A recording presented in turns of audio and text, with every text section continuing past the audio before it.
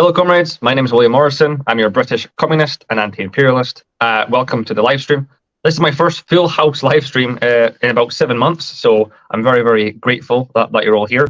And this live stream is just primarily going to be on promoting this Australian organisation called the Eureka Collective. Just going around the room, David Fox, how are you doing today? Yeah, very good, comrade. Yourself? Yeah, I'm fine. Fantastic. Also, we have Nate Panel. Nate Panel, how's it going? Very good, considering I'm on 4 hours of sleep. But yeah, it's been a while, and I'm glad to be here. 4 hours of sleep, geez. And we also have Comrades Harry, who's also from Australia. So nice to meet you. If you want to introduce yourself, or just tell us how you're doing. Just as a brief introduction, you can refer to me as Harry if you like. I go by a couple of pseudonyms on the internet. I'm the president of the Eureka Collective. I helped start. I mean, we're all founding members here, and basically, I'm doing fine. Happy to be here. Thank you very much. Thank you, and yeah, thank you all for being here too. Fantastic that you're all here, and yeah, just look forward to understanding the organization. So pretty much my first question is, how and when did this organization start? What influenced you to make this? I said you're all founding members of this organization. What pushed you to make it? I'll start off with Harry, the president. Well, this is an interesting kind of a question, because I would say that there's not really one particular date that you could say that we started at, obviously. We've all been in communication for a year or two in the present situation. Some of us have known each other for many years on top of it. The Eureka Collective began just as a kind of a consolidation point of people who are anti-imperialist, not necessarily Marxist-Leninist, although majority of us, I believe, are. We do allow anyone to engage in discussions within the community, but primarily we are from a Marxist-Leninist kind of a heritage. But the fundamental driving point is that anti-imperialist struggle, this kind of an idea that Australia has no control over its own destiny. Its people are exploited by foreign multinational corporations and is being used as a pawn in the newest cold / soon to be very hot war with the People's Republic of China. I'll pass that on to either of the other two speakers. Yeah, on you go. Nate, do you want to add anything to that? Yeah, that's actually a good point. Is that there wasn't really a founding date as such. It was basically just an organic confluence of people with similar interests and worldviews. And what I really like about it is that we don't maintain some sort of ideological purity or anything like that. It's basically, if you are anti-imperialist in any way, shape, or form, we are kind of, we have similar interests and we have similar grounds to make conversation. So there's quite a few libertarians in the group as well. I'm sure you're familiar with the Stalinist libertarian crisscross theory of the political compass, and we find that to be quite true and reflective of reality. So yeah, it is an organic thing, and only really was given a name and a logo. I don't even think the new logo is popularized to a lot, to a high extent at the moment. But things are still sort of organically percolating at the moment. So yeah, it's not really. We've only just recently formally got together to work out a constitution and a charter and our plan and stuff like that. So yeah, it is still very early days, but it is very much an organic thing. Great, awesome, thank you for that, David. Yeah, and just on that, I think it's very culturally for us. It's a very Australian thing as well, Australasian, including I think we've got a couple of members from New Zealand as well. So it's just I think it's got a very unique. It's very unique compared to trying to actually do a carbon copy of something overseas for us, and just trying to replicate it here. And I think that's something that's unique about it. We're just developing it ourselves from its own, as I said, its own organic. It's really deep rooted in the soil here of Australia. And yeah, you mentioned about hot war with China and all that. It's certainly very real. But we're actually really putting a very different perspective, probably what we used to be knowing from everywhere else around the world. Well, we're putting our own perspective to things. So, which is, I think, it's not really a voice you really generally hear in the whole anti-imperialist movement throughout the whole entire world. And I think it's vitally important that's there. I think people need to hear it from us. Yeah, definitely. Thank you. Yeah, I think it's amazing that you don't label yourself any specific ideology. You don't conform to any specific ideology. That definitely helps. You're not Marxist Leninist. Strictly. You're not patriotic socialist. You're an organization that's literally, if you are somebody that cares about the declining and deteriorating conditions. And in the video, I'll link the video in the comments once this is uploaded. But the Eureka Collective video, it said pretty much, wages have flatlined, cost of living has gone up, affordable housing is pretty much non-existent, hyper privatization, and just declining conditions generally. So pretty much you're saying that if anyone at all, regardless of your political persuasion, if you care about these things and you want to fight to change it, then this is an organization that you can join. Nice, beautiful. So that's great. So one of the things I found interesting about the video I watched was the idea of Australia, being a colony, but not a colony of Britain anymore, but a kind of a colony in a new guise. And you blamed the USA, and you said that the USA has essentially colonized Australia under kind of new terms. Do you want to talk or go into a little bit more detail about that? I'll start with David this time, since started with Harry the last time. But yeah, just the idea of Australia being a colony, and what does that mean to you as Australians? It's a good question. I actually think we're more or less we're very subservient to US interests. Our whole economy and that is entwined with the US. It's not just military, it's economically, it's culturally. You can actually see a lot of the American influence in Australia as well. Actually, a good book, and I was going to just duck off and get it. It's actually a sub-imperial power, and it was introduced by another comrade, Dr. Jay Thurapple. And I've read it. I think it's really good why Australia is where it's at the moment, and why is it tied to the US. And I think it was actually a very big eye opener. And I thought, wow, I've never, basically it could have a whole different perspective on what I'm generally used to it. I mean, call us a colony.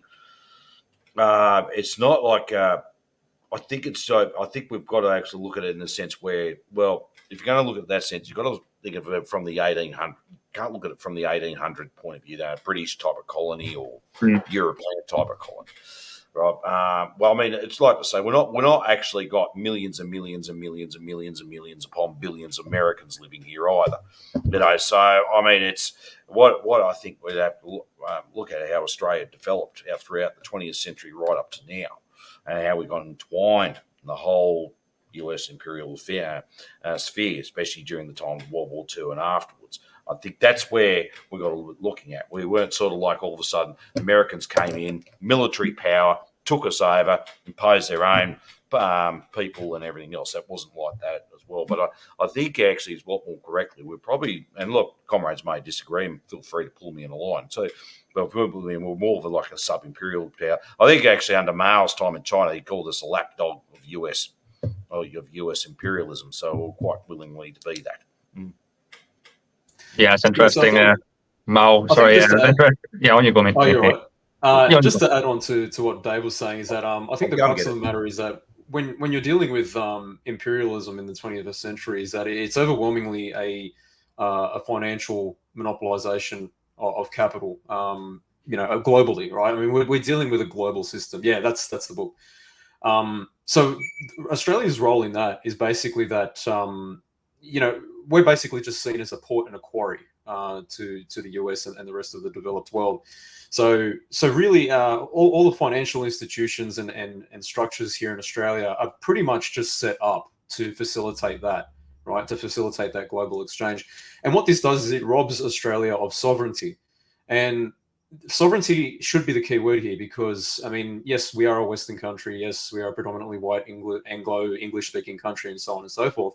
But you know, when it comes to actually having our own independent foreign policy, we actually have never had one, and we don't have one today. Our foreign policy is subsumed, has always been subsumed to one empire or another, whether it was Great Britain in the early 20th century, and now since the end of World War II with Bretton Woods, now the US empire, the Anglo-US empire.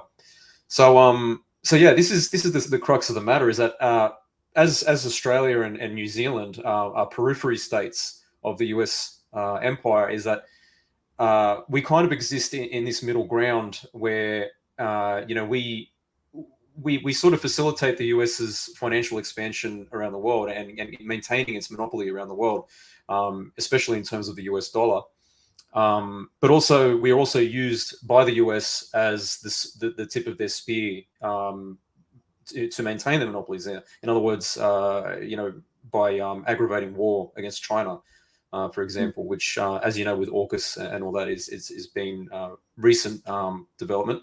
And basically, yeah, we're being led by the nose into provoking a potential nuclear war with a nuclear power, and painting a target on ourselves for the sake of the US. So, Harry, did you want to add anything onto that? Well, just speaking in terms of how this came into existence, I'll just give a brief kind of an overview on this, just kind of trace the beginning point and the end point. Like, it's typically accepted that after World War II, the preeminent world power was assumed by the United States, and they more or less took over the role of the global British Empire. And this was achieved through several factors coming into play: the US dollar becoming the world reserve currency, and the other political and economic dealings that went along with that, with the Marshall Plan and so on, because there was quite a significant portion of the Marshall Plan that went into the Asian region. And of course, Australia, being a regional sub-imperial power, was instrumental in maintaining that United States, fundamentally a Western hegemonic hold over the Asian Pacific region. And that's kind of what we're getting at here, is even though we do use quite evocative language that Australia is a colony, and that the entire purpose of the Australian state as it currently exists, insofar as we can call it an Australian state as part of our analysis, is that it doesn't function in the interests of the Australian people. It does function in the interests of foreign financial, economic, political interests that are alien to the working class of our own country. So when we say that it's a colony, we're not talking about the people itself, right? Like, the average Australian person is no longer a colonist in our view. It is the Australian government that hasn't taken that step from a colonial holding, which exists to facilitate a transfer of wealth from the colonies back to the mother country, into its own independent sovereign power that represents the Australian people. So I myself, I don't know if anyone else within the collective, I refer to it as the United States government in Australia. I don't call it the Australian government so much anymore. Interesting, yeah. So the Australian government, or the US government in Australia, I guess, I guess you're saying, like, Australia, the Australian government still has that kind of submissive, subservient mindset. That's probably why it lets the US do what it wants all the time. It hasn't really developed its own sovereignty or self-determination, and it hasn't kind of overcome that mentality, based on Australian history of never really being a free or independent country. They've always been controlled by someone, and I guess right now the time is that the USA. I guess an interesting thing is a lot of leftists, not just leftists, but lots of conservatives as well too, in this part of the world, they're always saying that China is actually Australia's biggest problem, and that China is buying up land and property and kind of gentrifying Australia, and taking jobs, and the typical xenophobic narrative. And there is a large Chinese population in Australia. I'm just wondering, is China a threat, as they were being told by media and that here, or is it definitely mostly the USA, which is the biggest problem?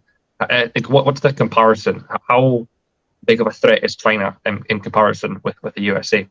Would you say? So I think in terms of land holdings, I think if you look at the statistics last time I checked, is that China actually ranks a distant third behind Great Britain and Canada of all countries in terms of owning agricultural land here in Australia.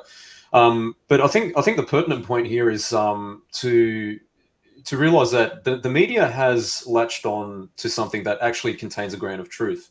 And that is that the Australian government, no matter who's been in power, have constantly arranged things so that everything is up for sale. So all of our resources are up for sale. All of our energy infrastructure is available for sale. Again, it comes back to this issue of sovereignty, which we've never really had. So we don't have sovereignty over our minerals and resources, our agricultural lands, our energy grids, and all that kind of stuff. So really, when people say, "Oh, well, China's buying up all our land and whatever," the first thing I would say is, instead of just say being a leftist and jumping to China's defense, our response to that would be, yeah, we agree, and we don't agree that anything of ours should be for sale to any foreign power, China or otherwise, whether it be the US, whether it be Canada, whether it be Great Britain, whether it be anyone.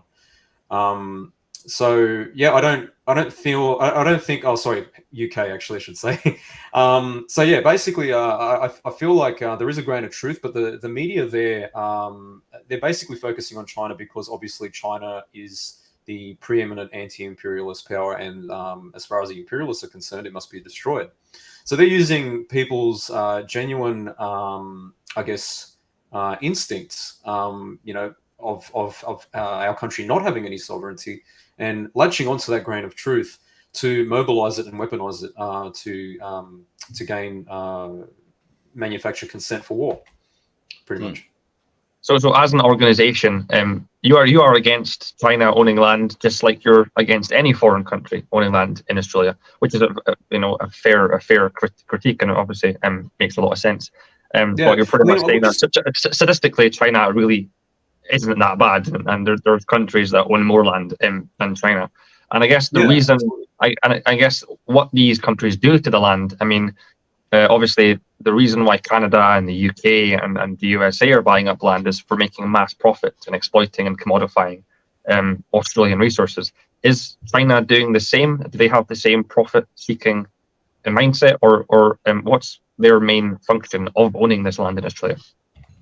Well, I mean, obviously it is, obviously they do extract a profit. That's really not really in contention as far as I know. I feel like, that's not really here nor there though. I mean, even within China, you do have corporations making profit. So I don't really feel like that's much of a criticism on China's behalf. But I feel like, the main point being driven here is that, we need land reform. So basically, we could use the strategy for anybody in Australia who comes up against this argument that China or any country has owned or is buying up Australian resources and land, is that, yeah, this is wrong, and we need to fix this. And in order to fix this, we need land reform.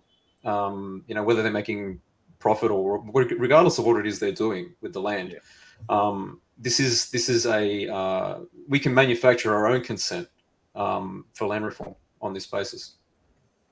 I think that's a really important point, and I think it's great that you are holding China to account and you are acknowledging that, because so it means that you're not blindly defending something just because of some political to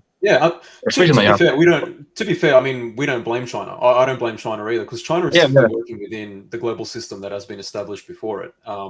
This is not something that China has dastardly done and twirling its evil mustache and saying, "Wahahaha, we were just going to own Australian land." I mean, it's just following the rules of capital, which have been established far before China became a developed power.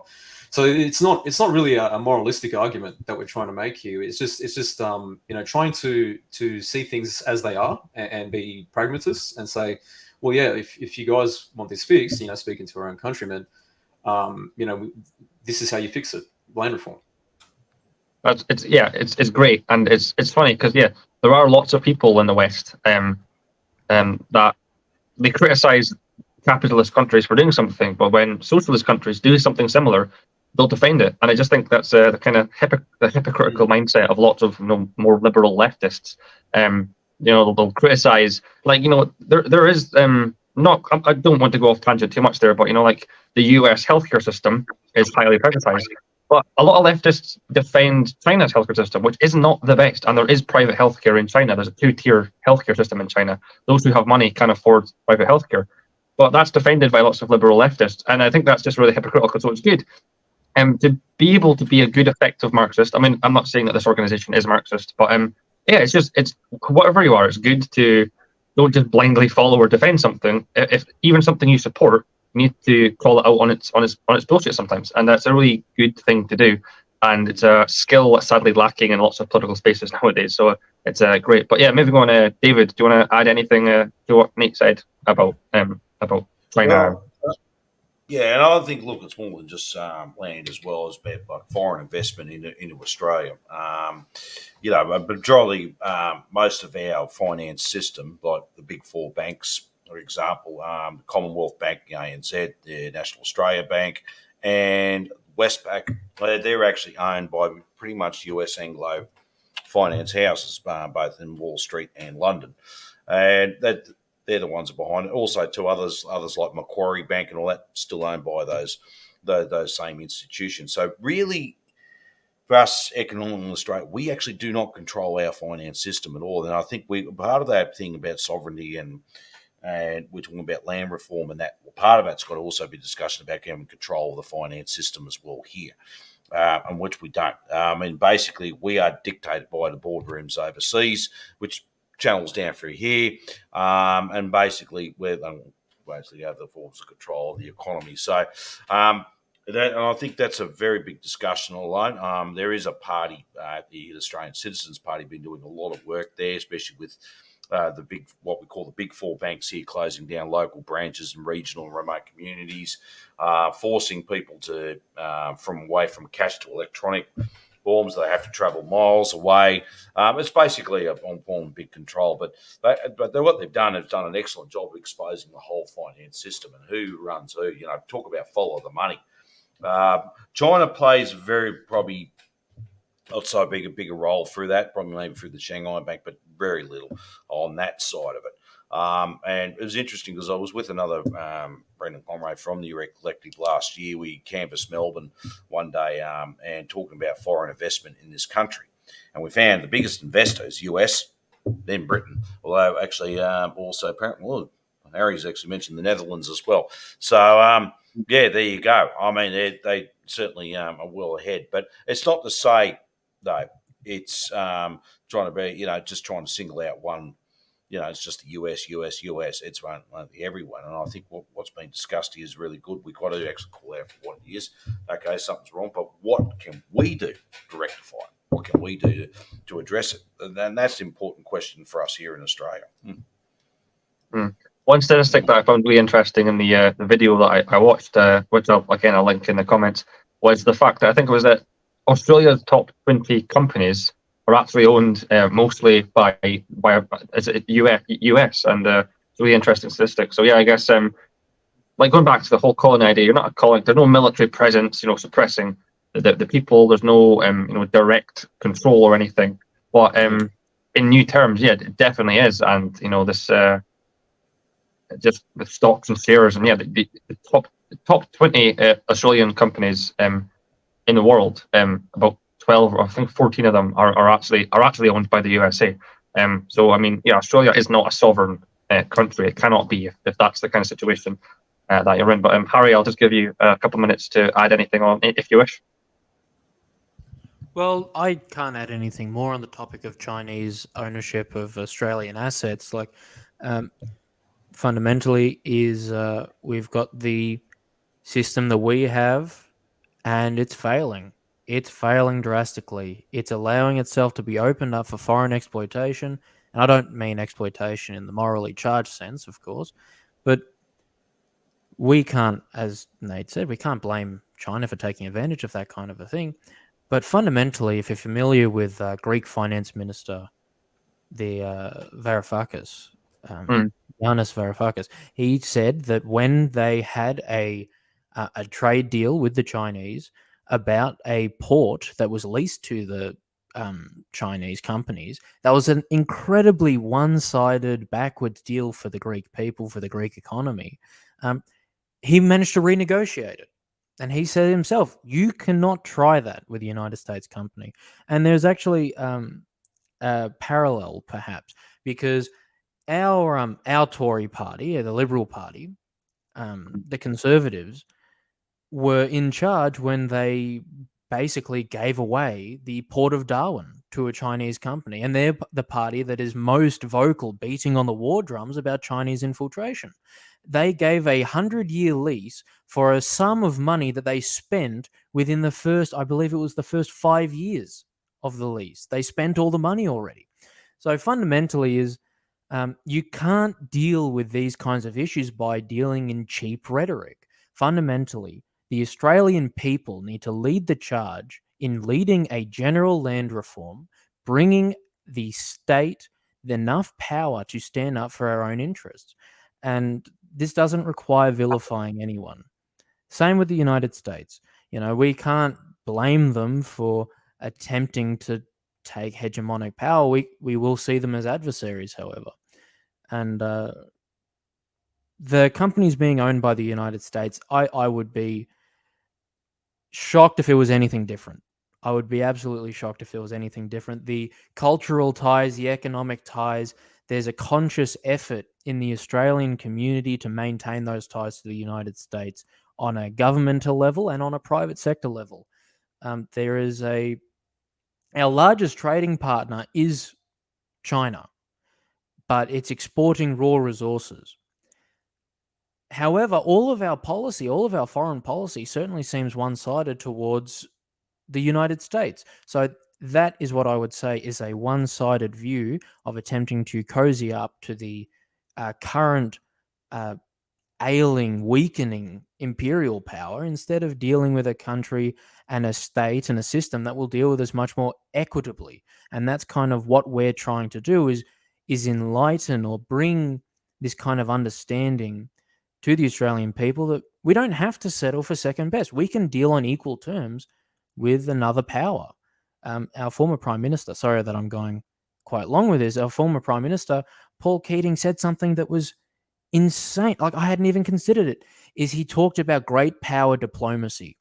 He's the only politician that I can remember mentioning Australia as a great power in and of itself.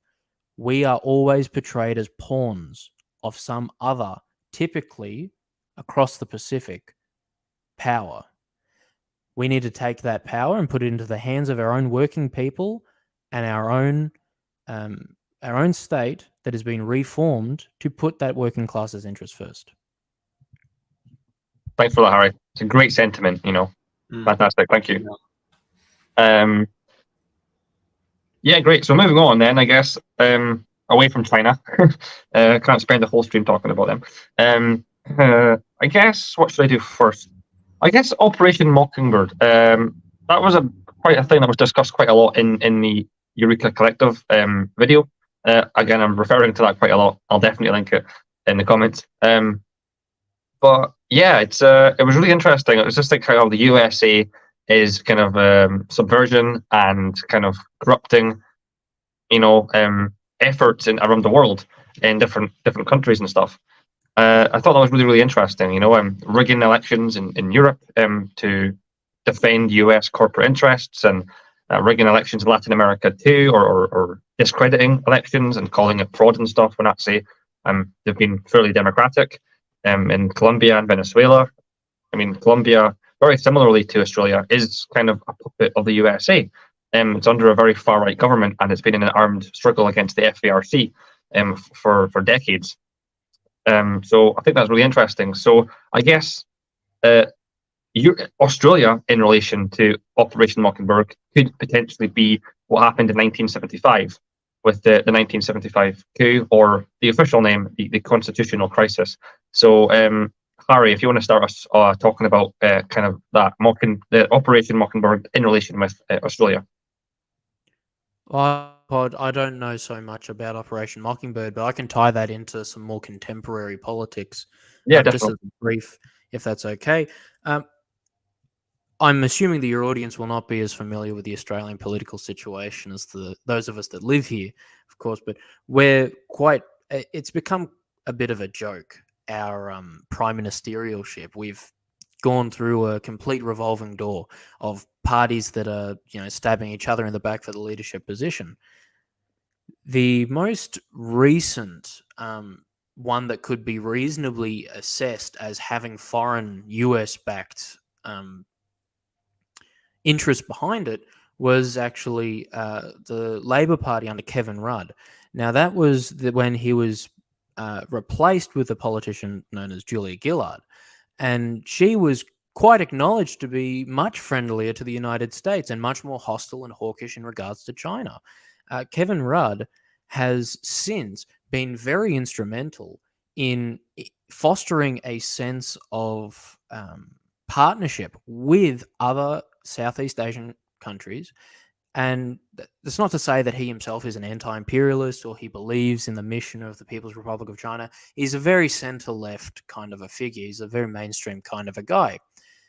Now, that's just a contemporary example. The Gillard faction had direct ties to US intelligence operatives and US business interests that were threatened by the most milquetoast, the most non-aggressive posturing that, just to put it into perspective, Kevin Rudd did allow the US to continue maintaining military bases on Australian soil. He did allow the United States military to increase the amount of troop presence in our northern territory.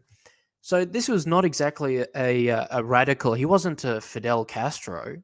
He was extremely center left, and that was too much of a threat.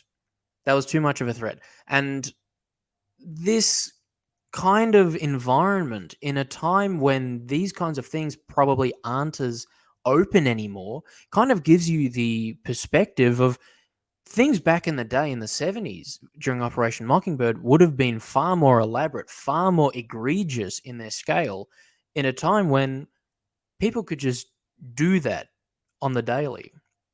So I just want to pass that off because I'm not too familiar with Operation Mockingbird and the 75 no worries. Constitution. No, that was fine. Thank you. Yeah. Thanks a lot for that. Nate? Yeah, no, that's actually a good point. Kevin Rudd was no radical, that's for sure. I feel like just to add a bit more to that is that Julia Gillard was poised just at the right time, because for your viewers who might be able to remember back then is that this was around the time where Obama had his pivot to Asia strategy, where he started pulling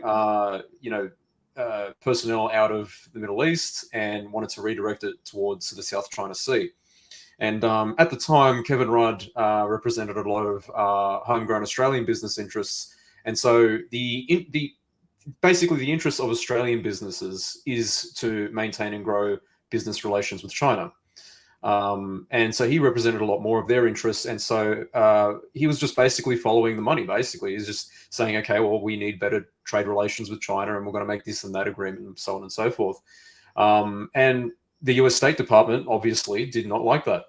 It turns out now through leaked cables that 2 years prior to the replacement of Kevin Rudd and Julia Gillard, the members of the US government were drawing up plans for what a Gillard government would actually look like in terms of who she should include in her cabinet. And now we actually have, the names of people in the Labor Party here who were acting as snitches and telling the US government everything that was going on within the Labor Party here, who were in leadership at the time. So this is something that Australia has a long history of, and that's only the most recent example. But also you've mentioned Gough Whitlam back in the 70s with the constitutional crisis. That is not even a conspiracy theory. That is very well documented. That was a CIA /MI6 operation, and basically, I mean, look, you can go into detail with it, but the fact of the matter is that Gough Whitlam at the time wanted to pull out ASIO agents out of Chile, who were at the time deposing Allende. He wanted to end Australia's involvement in Vietnam. He wanted to close down the US spy bases located here on Australian soil, namely Pine Gap, which is at the moment being used for drone warfare overseas as a base for drone warfare and information gathering across the world. So he obviously they didn't like him very much at all. So yeah, he also wanted to buy back the farm as well. And one thing that you don't do here in Australia if you're in leadership is try to claim any sort of sovereignty, no matter how milk toast, as Harry put it. But yeah, so he was replaced, and not only was he replaced, but there were concerted efforts made, in the decade after, with subsequent Labor Prime Minister Bob Hawke. Now it turns out through leaked cables that he was actually a CIA asset.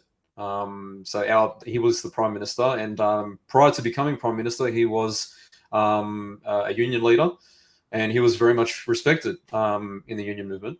But through his Prices and Incomes Accord, he basically kneecapped the union movement here in Australia and made them basically a recruitment arm for the Labor Party, which now, as we all know, is deeply infiltrated by the US State Department. So yeah, this is just as much of a broad sort of view of a summary as I can give you. But we have themes going on here in the last century or so, is that whenever we try to claim some sort of sovereignty, is that we start to see the hand of the US empire stretching into Australia and trying to correct us. Yeah, it's one thing that's really, really frustrating speaking to people who aren't political or maybe aren't that passionate about politics, is when we talk about the CIA, they automatically don't believe what we have to say when we talk about the CIA and their involvements with stuff, because it's automatically connotated to conspiracy and it must be a conspiracy theory. Well, actually, no. Lots of the CIA's involvements in, say, the destabilization campaign in Latin America, where they tried to oust democratically elected leaders because of the to stop the spread of communism, and training rebels in Syria. All these, that's well documented stuff. And like you just said, again, this is well documented stuff, but a lot of people, it's quite frustrating speaking to people who aren't quite political, because they automatically don't believe it. They say, no, it must be a conspiracy, it's the CIA, they're really, really secretive. But we know that they do this stuff on a daily basis. We know this. It's quite difficult. It's quite difficult. I from personal experience, I found it quite difficult to get people to come on that side when we talk about the CIA. But yeah, thanks for giving that summary. That was really helpful, especially to my viewers who might not be aware of a lot of Australian affairs. But yeah, David, on you go. Yeah, well, look, I remember the Rudd thing very clearly, quite back then, and just a little bit more of the players in it. It wasn't just Julia Gillard. There was many other senior politicians, but also too, there was one particular factional power broker.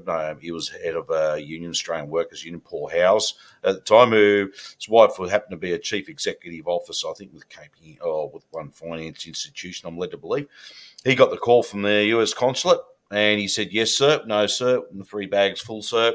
We'll do that straight away, and got rid of Rudd overnight. And basically, I think the population was completely gobsmacked. And it's on the public record, so I'm not afraid to say that. And he actually admitted it, what he did as well. But it's also, I think, what we've got, one thing that's got to look at is the role of international finance of all this. I mean, both Whitlam and Rudd, it wasn't just them two governments either. It goes right back further. The New South Wales government of Jack Lang back in the 1930s, same thing. He went against the direction of the Premier's plan, and British banks refused to pay back any war debts and that as well. And he actually withdrew all the money of the New South Wales economy out of the bank and ran the whole economy on cash. Which caused major uproars both in the boardrooms here and back in London at that time. And it's still understandable, but British finance still played a heavy dominant role in the Australian economy. So he went against all that, which actually eventually forced the governor of New South Wales to sack him. So, and he was probably one of the very few at the time, was actually quite more out there. He actually introduced the first workers' compensation those other sort of reforms that are very important for ordinary working class people. And also some big infrastructure projects, like the example of the Sydney Harbour Bridge. There's a lasting legacy to all that. So, I understand, Ed. So even during Whitlam's time, when it came down to him, he actually went against the general Anglo-American directive on finance, and actually went to look for finance elsewhere. Big no. You're not allowed to do that. No. So obviously got all the various organisations that's just been mentioned before. Do it again. What was Rudd doing? Same thing. Getting too close to finance elsewhere, and actually, trying to develop much more stronger economic relations with China. No, can't do that. Not allowed to do that. Whack. Big naughty. We'll have to do that. And this is just a message to show, if you dare step out of line like that, it's international finance. This is what we'll do to you. And I think when we look back for all our history, and it just sort of makes sense, our struggle, and this includes the land reform side of things as well, has been a struggle against finance capital in its various stages and its various forms. I did a talk last year at the mass grave of the Eureka veterans there in Ballarat, in the old cemetery, and we mentioned what the flag represents. You probably see it there, and it's also an Harry symbol there as well, one form or the other. But it's also a form against finance capital. It's a symbol against finance capital. Back then, the miners were not just with no taxation, without representation, and fighting some basic rights. In fact, what they were doing is struggling against a form of British capital. That's what it was dictating to. And I thought, when I ran that realisation, this is what we've been trying to do all this time, to get control of our own destiny that way. And I think that's why actually, when I spoke probably not so long ago, when I mentioned about, well, this is why we also need to talk about banks and other things as well. What's finance, the role of finance, and why we need to get control of it. Thank you for that. I'm really glad you brought up Jack Lang. I actually wanted to speak about him, and maybe we can take a few minutes now to speak about it if you want. But from what I hear, Jack Lang, he had this idea of Australianism. He wanted Australia to be, a sovereign, self-determined nation. He wanted, lots of nationalisation. He wanted Australian centres for economic growth to be controlled by Australians. And from what I hear, he was deeply controversial, and he got hate from all sides. He got criticism from communists. I believe he was actually kicked out of the. No, maybe not. That wasn't him. Never mind. But he got criticism from both of the main parties, and he got criticised by almost everyone for having this idea. So I guess that's what you're talking about. You get a slap on the wrist if you try and get too free, too independent. You can have this fake illusion of independence and stuff if you want, but if you actually try to get real independence, real power for Australia, you'll it's a big no-no, like you said. So I probably completely mischaracterized that. So if you want to speak a little bit about Jack Lang and whether or not he was whatever, just take a few minutes to speak about Jack Lang. Harry, do you have any words to speak about Jack Lang? Well, I think you mentioned that the mischaracterization and the attacks on all sides that Jack Lang faced, I think that's part of our biggest critique of the political situation at the time, especially of the Communist Party of Australia, because they did not see the necessity of uniting with Jack Lang, because he did represent something that was beyond the interests of the international capitalist system. He was rooted in the national reality and the national interest, but as a state premier, he was probably more likely rooted in the local interests of the New South Wales government and so on. But a lot of the issues faced was, I believe, this kind of this dogmatism where Jack Lang did not call himself a communist. He did not express any kind of a fondness for Marx or Lenin or Engels. He didn't run his life by the Communist Manifesto, and but But at the end of the day, his solutions were quite similar to the kind of solutions to the same issues that were being faced in socialist countries, such as the Soviet Union. When there was a Great Depression and when there was an immense amount of unemployment and the infrastructure was devastated, what did he do? He went out and he got the unemployed people to go build a road, and we still use that road to this day. These are concrete, possibly in both senses of the word, these are concrete, real instances of a political program that prioritizes substantial economic benefits for the people of a polity, the community itself. And he was extremely opposed by the far right, the more fascist kind of a leaning people within the Australian polity at the time. These were people who were intensely pro-British because, as we've said before, Jack Lang had a more Australian identity. And this is something that we're still fighting to this very day, right? We hold that the same struggle has to be waged 100 years ago, 200 years ago. We're not Britain. We may be descended from British settlers, but the Australian identity and the Australian interests are not reducible to the interests of the British Crown, even. So Jack Lang is a complicated figure. Extremely complicated. Of course, history treats us all differently, right? And with the benefit of hindsight, 2020 vision. But we find that his legacy is extremely positive, and the positive aspects come from the uniquely Australian, the uniquely rooted interests of this powerful figure that was willing to, he stopped loan repayments to British banks during the Great Depression in order to save the Australian people that he represented, that he had community with, from suffering even more under this complete breakdown of the economic life of this country. So it's fundamentally, you can say it's an illiberal response, because the liberal response is you keep paying the debt, which is exactly what happened, because the government at the time actually tried to force through the issue on behalf of the bankers and the creditors to continue repayments regardless of how much strife that would put us in, as part of this kind of continuation of a colonial legacy.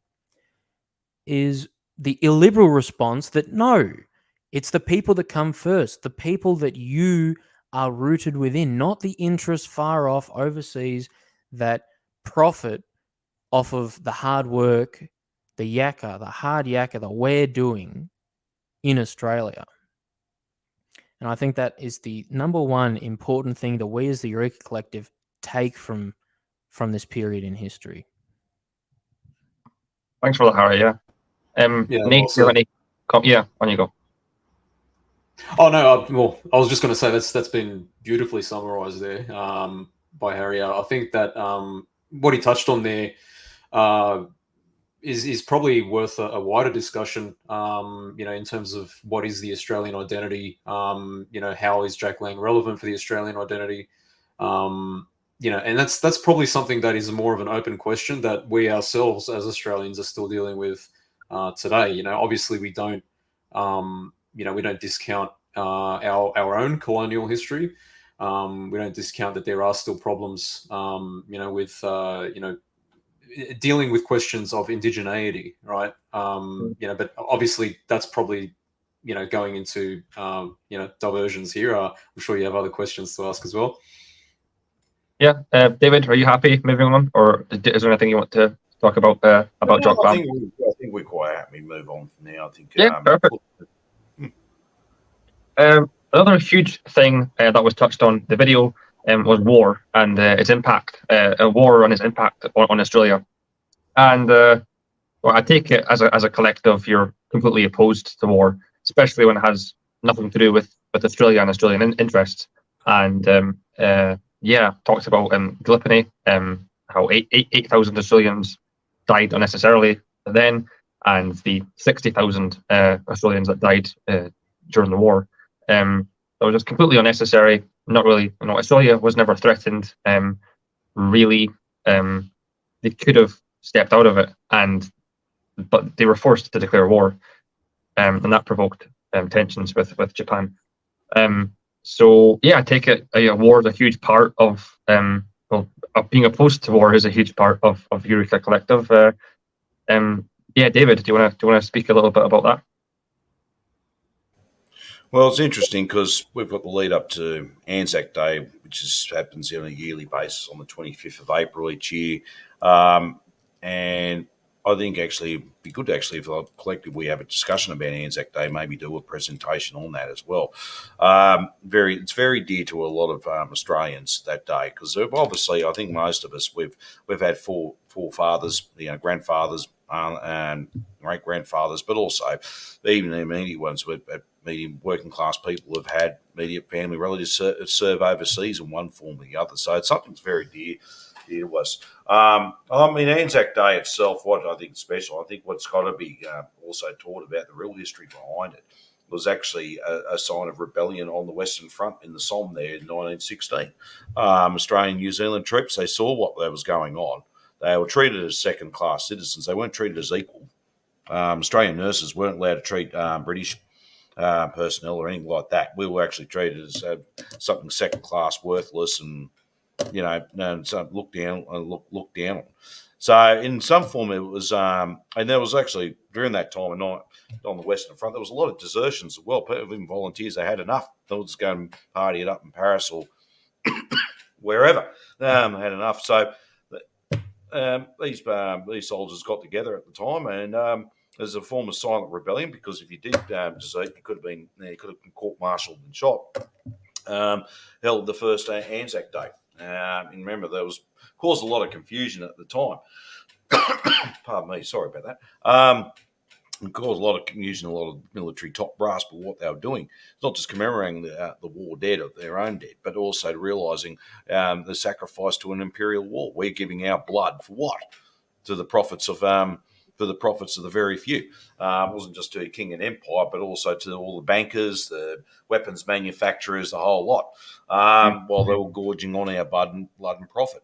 And interesting, I was talking to a couple of friends once about like cenotaphs and that we've got in cities and all around regional towns and rural towns, and Anzac Day is pretty big, and especially in regional areas as well, with the names of all those who fell. The idea is that it was... one thought it was actually the reason why we put them up there in the our forebears put them up there is to remind the ruling class, this is what you did. This is your fault. This is what you created. Look at all the misery you did, all this pain and suffering you caused on not just on the soldiers, but also their families, their relatives, loved ones, etc., etc., etc. This is what you did to the community. This is a reminder. This is what you did, and rub it in.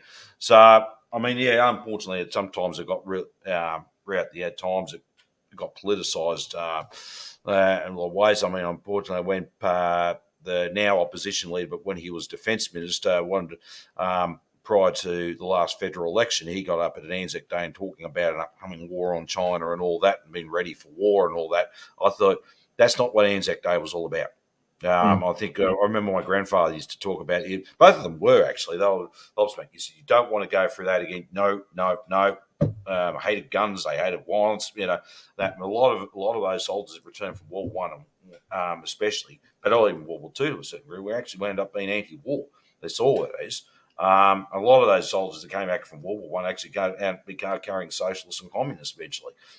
Even some of them earned the Victoria Cross.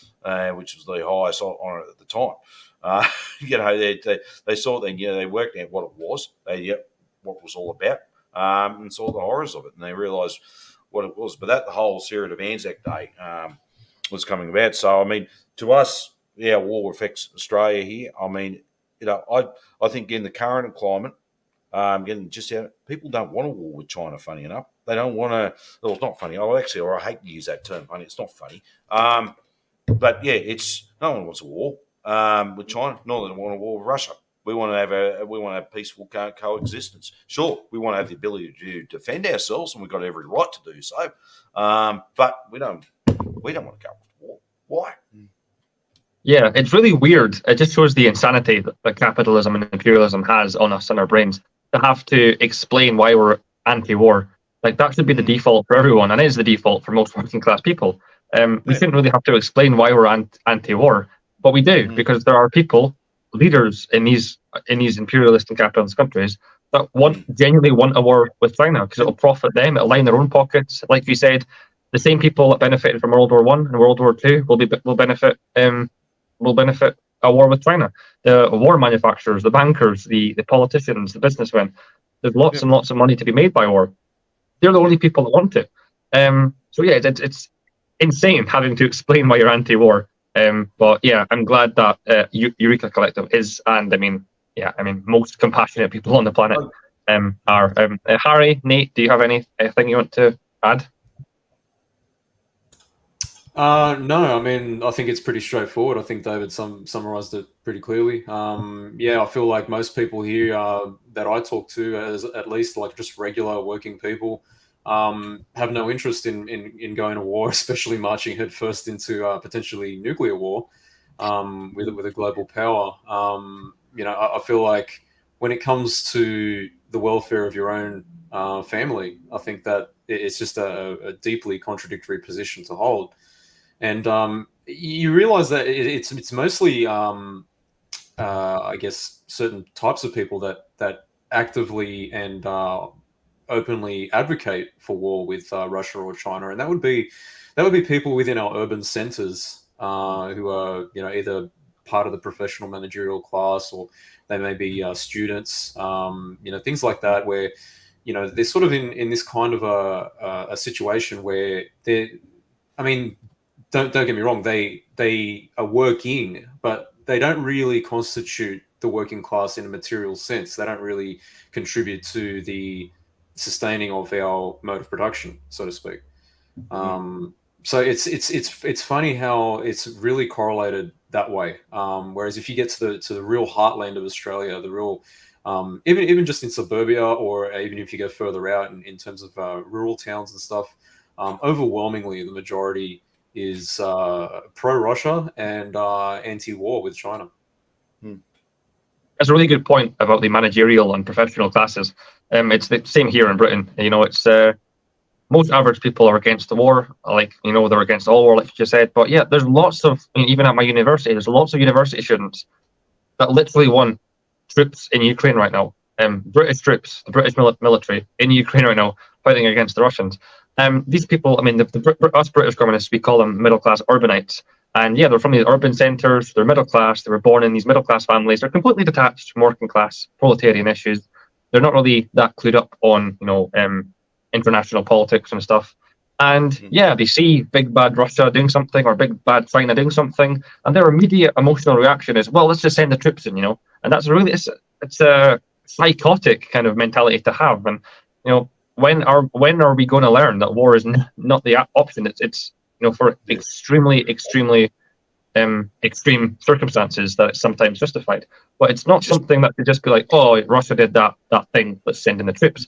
It's completely delusional. And it's the same here in Britain as it is in Australia and most of the developed world, I assume. It's these urban centres. It's just breeding these types of people that they act and think on emotion and not materialism and what's really based in society. So I thank you for raising that point. Can I just add something too further? I think for working people, right, and of course they don't want war, but why do they join the military? It's because they're trying to get away from desperate situations. They could be getting away from a life of destitution, drugs, alcohol, busted up families, and not a great economic outcome. And let's face it, there's a lot of economic uncertainty out there. I was talking to a mate of mine the other day about that, and he was in the Navy. He served the same thing. I was on one of the minesweepers at the time, but he actually said most of the crew there, the common crew, even your common soldiers or common in the Air Force, they all come from working class people. They're there to get away. They're just like, well, this is the best way out. It's giving me some form of stability. Some form of life. I can try and set myself up for the future, which is understandable. I get that. I would too if I had no other choice. I think, well, hang on, the military does look good. I might become a soldier or go and join the Navy or something. At least I've got something, and it's also showed that bit of respect amongst the community as well. So if you And that's what it is. It's not like a military top brass that went to Duntroon. They all come from well-off families, born with a silver spoon in their mouths, and all that. They come down and act all toffee and carrying on, and then they get all the top-notch jobs in the military anyway. So they've they're completely different. And I actually remember when I was working, being a Boilermaker by trade, and that I was working at Garden Island Dockyard in Sydney once, and we were doing some work on, I think it was HMAS Brisbane at the time, and it was interesting talking to the crew there. I'm just installing brackets, nothing, but just telling the general crew, they were just common working people. And that's what it was. It was a job. It was a big bludge too. That they just had to follow orders most times. And, we were making jokes. And that's actually when John Howard was our Prime Minister. And I go, oh, he's over Kirribilli. And he said, yeah, well, this is the missile control room. If we want, we can just program missile and fire over there. I said, please do it. And I won't say a thing. It was accidental and all that, but this is what it is. You can see they're all on the same plane. There's a difference between your common soldier or naval personnel, whatever, or even in the Air Force and that, compared to your officer class, the top-notch and military brass. There's a fundamental difference there. And I can understand why. All these people that do join the military, it's only because of their reasons. It's out of economic desperation. They see something stable and they think they're doing something good too and get the respectability and all that. So they've got something. They've got stability there, one form or the other. I mean, I don't recommend it, but but hey, that's where it is. Yeah, no, you're absolutely correct on that. I mean, there's that element of escapism from the reality of your community life, troubled lives. I think even Alcoholics Anonymous back in the 1960s during the Vietnam War, they sent members of the fellowship of AA to go fight in the war because they thought it would help people maintain their sobriety and they wouldn't drink alcohol. And they sent members of the fellowship over to fight because they think that'd keep them straight.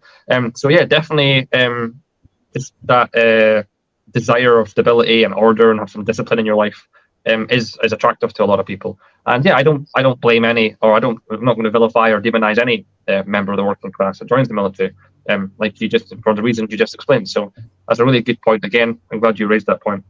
But we're about an hour, so I'm just going to do, this is the last point, and really kind of open the floor to promote your organization as much as possible. But we're just going to talk about your 4-point plan. So you do have a 4-point plan. The first point is the reindustrialization of the economy. Second point is affordable housing and kind of banning foreign investment of housing and agriculture and land. Third is nationalizing the banking system. And fourthly and lastly, nationalizing mining and resources of Australia. So yeah, if you want to talk about that, that is your 4-point plan as an organization. That's stuff that you would do, and when you take power, that's stuff that you'd want to see done, immediately. Harry, do you want to start us off with that? Well, we find that these are solutions to incredible problems that are facing everyone in the world, but ultimately, we can only really deal with solutions for ourselves, right? So the nationalization of resources is pretty blatant. We do understand that income tax is a necessary part of current life. We don't think this has to be the way forever, right? We do advocate for a radical stripping of government bureaucracy, red tape, and personnel in order to not make it such an overbearing expense. And the nationalization of resources, the bringing into the state income stream, these national interests, the interests of the entire Australian people, will be able to free up other more negative income streams. The goal, the dream, right, is the idea that economic stimulation will be possible without needing massive foreign investments in capital, right? And the only way to do that is by independently building up your own productive forces, using the absolute untapped wealth that Australia has. Australia has, I believe it's like top 10, over $1 billion of way over $1 billion worth of material in the ground. And this is just raw material. We aren't even discussing the possibility of turning that into value added commodities. This is something that will not be allowed to happen in our present day. This will not be allowed to happen because it will give us too much independence. We had a manufacturing sphere. We had our own manufacturing sector. We made our own cars. We had a state-owned electrical company in each of our states, which also manufactured electrical goods. You cannot have that anymore. That's been privatized as a private personal revenue system for foreign companies. Because if you look at the way that our previously nationalized, previously state-owned enterprises, that's mainly gone to overseas investors, which serves two purposes. It creates two issues. One issue, worse services. They have no interest in providing the people of Australia with valuable quality experiences, services, roads, electricity, mining jobs. The quality of life falls because of this reason. And the second thing is that it allows for capital flight. Not capital flight of conscious efforts by members of the capitalist class to leave a country, which is the kind of the common politicized way of saying capital flight, but it's draining us of the revenue that we could use to fix our own problems. So nationalizing the industries, nationalizing the resources, that is the number one most important way to bring our own economic development to the forefront. And to put it into a vaguely anti-imperialist, a kind of a more of a socially responsible lens, this means that we will no longer rely on exploiting foreign entities for their resources, for their revenue streams, which as a sub-imperial power Australia is engaged in, is foreign overseas adventures on behalf of the United States, but our ruling elite shares in that plunder. Our working class exists in such a state that it could readily, easily make its own way in the world and not be a parasite, which is what you see in the Western imperial core against the overexploited countries. Thank you very much for that economic analysis. Yeah, that was really helpful. Yeah, you raised a lot of really interesting points there. Sorry. Nate, do you want to add to that? So it basically the 4-point plan basically provides a foundation for Australia to claim back its sovereignty in no uncertain terms. I feel like these steps are pretty much what needs to be taken in order for things to be built on top of it.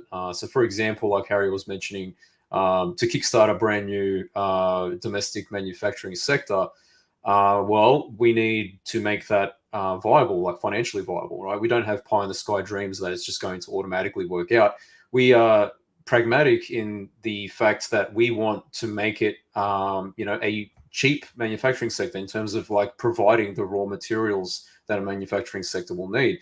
For example, I'm sure most people would be surprised that a country as well endowed as Australia and as big as Australia, we don't actually have a steel industry. We don't manufacture any steel at all, despite having some of the world's richest resources of iron and coal, which are both required to make steel. We export both of these in large quantities to China.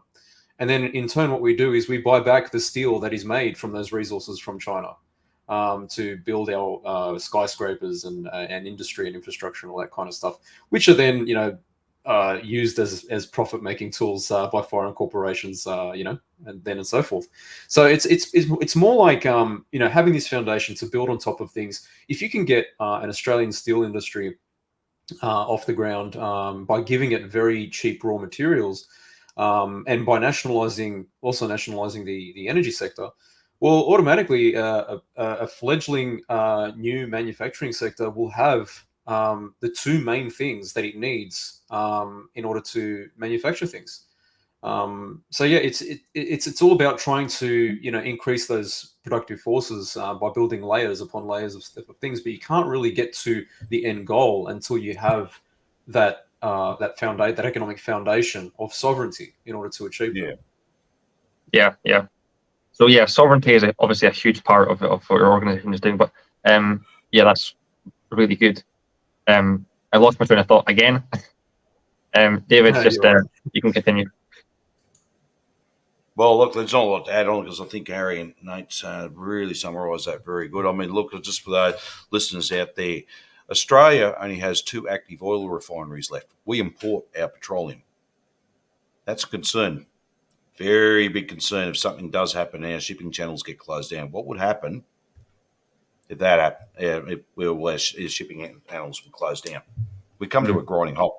Someone said 2 weeks. No, less than that. And once we come to a grinding halt, you'll just see the breakdown of the society. It'll become barbaric. And this is why it's very important, man, when we talk about sovereignty here in Australia as well. I mean, manufacturing, we're producing our own energy and using our own steel, it's all intertwined. And actually, I was talking to some people in my own union about that, and I said, look, we've got the argument. I said, you can't have a strong domestic economy without a strong manufacturing sector. The two are not separate, they're entwined. When it was a strong domestic economy, aka during the 60s, for example, and probably up to the 70s to a certain degree, it's because there was a large manufacturing sector. So when they got rid of all that, well, we don't have a strong domestic economy. We're actually running on credit, fictitious capital, if you want it that way. So anything can go, and Australia goes straight down the tube. So that's it. Certainly, I think the 4-point plan is something concrete. I think it's easily, people get it when they will read it, and they think, oh yes, we agree and great. So it's something to actually bring people together to start actually unifying on. I think that's important. I mean, everyone can have some big ideas, but I think keep it simple, it's straightforward. I think it's what people want, and it's straight to the point. And I think it's we've developed for our own unique thing. I mean, whatever other organisation overseas, whatever they want to do, and that certainly may want to learn and have some ideas off us as well. But this is something I think generally it's very organic. That's developed here, unique for Australia. Yeah, definitely. Yeah, I mean I love how pragmatic and down to earth it is. Like I said, if you showed it to an average working class person, then they'd be like, yeah, this stuff affects us, and we want to change it, of course. That's fantastic, and it's very similar to the Workers' Party of Britain here. We have our 10-point program. There's no big ideas, no visionary stuff, no. I mean, yeah, sure, that stuff's attractive, sure, and you can talk about, we're going to take power and everything's going to be amazing and perfect and everything will just work out. That sometimes doesn't happen, and sometimes you need to have an actual detailed plan about stuff that most people find might quite boring. But tough. This is important stuff, and I love how straight to the point is there isn't no big ideas. And it's I kind of relate that a lot to the Workers' Party of Britain. Just how simple it is. It's like let's say just kind of small things here and there, like nationalisation of key resources in Britain, a fully funded childcare to get more women into employment, empower women to go into employment, like fully funded creches and stuff, and playgroups. Just these small things that it's small. It's at a foundational level, like Nate says, it's a foundational level. It's just these things that will set a foundation that we can build on in the future. Those are the programs that historically have worked before, and yeah, they work. So it's a lot better than having this, fairy kind of big utopian idea about how the world's going to be perfect and everything's going to be okay. It's not perfect, and things aren't okay, and we need people like yourselves to be there to have this plan going forward. So it's fantastic. But I am going to wrap it up here. I am going to go around one more time just so to let all three of you have a closing statement, and then we'll end it. But so Harry, starting with you, if you want to do just a couple minutes or whatever, however long, a little closing statement. Well, thank you. Yes, I'll try to cap it off by kind of recapping and kind of like getting through again what the core fundamental, really the point of the Eureka Collective is. We're not out trying to inspire some kind of a conflagration. We're not trying to like bring about the eschaton, right? Like what we are doing is we are collecting around a core group the general staff, these people who understand the reality as it exists, and not just in a revolutionary situation of in the way of the adventuristic ultra left deviationists who will seek confrontation in these kinds of ways. The point is to be so well educated, to be so on the ball, to be so in touch with how things are actually developing that you know what's going to happen and you know the right path out of whatever dead end that the natural progression of things has driven us into. Right? So that's the first thing. The first thing is that we're not trying to impose anything. We're not trying to project our own ideological preconceptions on the Australian working class or even on the global situation. We're just trying to understand our part and trying to understand how we can actually articulate, and that's the key word, is that we're trying to articulate the deeply held, the fundamental principles that the Australian people do not benefit from being the lapdog of the US empire. We do not benefit at all, fundamentally. Our ruling class benefit from aggression towards China. We do not benefit from overseas military adventures. We don't benefit from allowing foreign companies to buy up all of our resources and our land and speculate in our real estate markets. We're trying to bring a real social dimension to politics, that politics that serve the community, that serve the society that we find ourselves within. The particularity of the Australian experience is what drives the Eureka Collective and gives us our own vision, right? As another part of the closing statement, check us out on Twitter. Obviously, that's the majority of our interactions is on Twitter. Each of us have our own Twitter accounts, and I'll let them shout them out as it goes through. But the Eureka Collective is the main account. We're trying to get together a frequent schedule of hosting spaces to discuss events and also our own ideas and where we're coming from as it relates to the Australian political situation. Yeah, that's about it. I'll pass it on to whoever wants to take up the torch. Yeah, thanks a lot for that, Harry. And yeah, I'll link your Twitter page in the comments or in the description when this is uploaded. That's fine. Yeah, neat. Yeah, that was beautifully said, Harry. Thanks, mate. That's great. I feel like just to add to that, another part of the Eureka Collective is discovering what is the Australian identity, and I'll just draw everyone to a previous comment left by Benign Entity, where he says Australia is culturally colonized by Hollywood and Silicon Valley. And that is incredibly true. If for anyone who is Australian, they will know that we are basically culturally, as well as many other ways, the 51st state of the US. All of our music is predominantly American. All of our film, TV, and other kinds of cultural institutions are dominated by American media. So we definitely, especially in the urban centers here in Australia, tend to have a very cosmopolitan, US-centered outlook. We definitely tend to become a lot detached from the land, so to speak, right?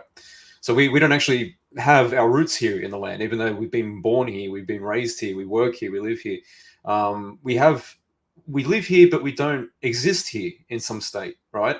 So it's kind of like trying to drive down to what that actually means to be Australia. We've been a vassal state for two different empires now. We are a very young country, and still to this day, we are still subject to all kinds of divisive measures from the empire of any given day, and basically this all this works together to fragment Australians so they don't develop a national consciousness, right? So they don't develop any kind of cultural identity, and so that's basically what the Eureka Collective wants to remedy. And that is, I think, crucially important if we are ever going to have some kind of unity across this country, and have a big Australia, as we like to call it, right? From one coast to the other, we are a continent, right? And we do encompass vast diversity of lands, vast diversity of cultures that exist here. So there needs to be some kind of an ethnogenesis of a real Australianness that is yet to be discovered, that has its roots here in the red centre of Australia. But yeah, off to Dave. If you want to say any last words, I'll just shout out with the Eureka Collective spaces. If people haven't caught on to that yet, they're like regular YouTube streams, except on Twitter. If you want to reach me on Twitter, it's at Nate Parno. And yeah, that's pretty much it. Sorry, go ahead, Dave. Yeah, and look, continuing on what Nate said actually about our roots being here. Actually, I'm getting that basically now saying Australia is my motherland. I still come across, and it's still quite common to this day, where people are saying, "Oh, I'm of English descent, or Scottish, Welsh, or Irish, or wherever they come from." And I think it's still that's that part of that colonial mindset. It's no, if you're born here, this is your mother country here. This is where it is, and and that's what I look at now. Australia is my motherland. I was born here, I was raised here, I grew up here, and I love it here. And of course I've had the opportunity of being around a lot of Australia, and seen some very unique areas, and some areas where general public don't go. And I just think how fortunate to be connected to it in that way. And I think that's part of what the Eureka Collective, and actually I'll give credit to the comrades in the Eureka Collective to help develop that as well. I didn't just come out of that my own conclusion straight overnight, hey presto. I thought I had a good think about that, and I thought, yeah, I get that now. Australia, the motherland, and I think it's something that that's part of that development to understand. Well, what's our culture? What's our unique character, and that makes us Australians as well, regardless of what your skin colour is or whatever it is, or where your forebears came from. This is it here. So, yeah, it certainly is quite a unique organisation, and I'm proud to be part of it. Harry, Nate, and David, thank you very much for coming on and speaking with me. And thank you for everybody who's commented and watched the stream. But that is us wrapping up. So solidarity and comradeship to you all. And I'll see you in the next video. Thank you.